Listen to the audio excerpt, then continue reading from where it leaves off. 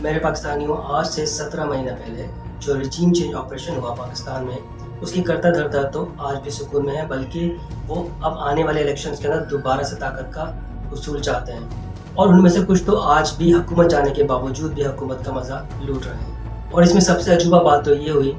کہ اس 16 مہینے کے اندر آئین اور قانون کی دھجیاں اڑانے کے بعد اب وہ اس کا سارا ملبہ بھی دوسروں پر ڈالنے کی تیاری میں تھے، جس کو وہیں پر بند باندھ لیا گیا۔ اور اس کے بعد اب جیسے کہ ساری دنیا نے دیکھا کہ انہوں نے کس طرح سے معافی تلافی کر کے اپنے بیانیوں کو چینج کیا، اور اب تک وہ نیا بیانیہ ہی تلاش کر رہے ہیں۔ اب اگر آپ ایک سادہ سا مشاہدہ کریں تو اس پورے ٹائم کے اندر صرف 3 طاقتیں ہیں جن کا نقصان ہوا ہے، باقی کرنے والے آج بھی مزے میں ہیں اور پہلے بھی مزے میں تھے۔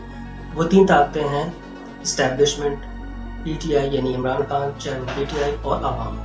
رجیم چینج کی بات دیکھیں تو اس وقت نقصان صرف انہی 3 طاقتوں کا ہو رہا ہے۔ عوام معاشی طور پر بدحال ہو چکی ہے،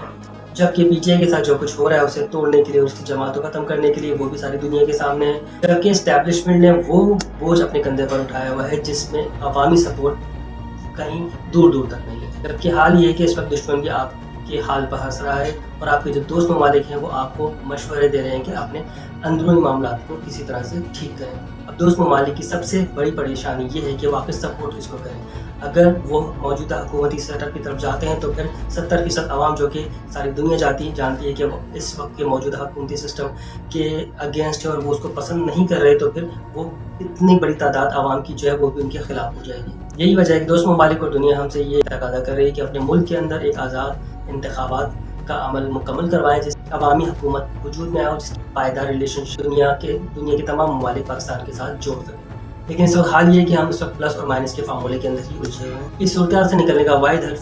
فری اینڈ فیئر الیکشن ہے،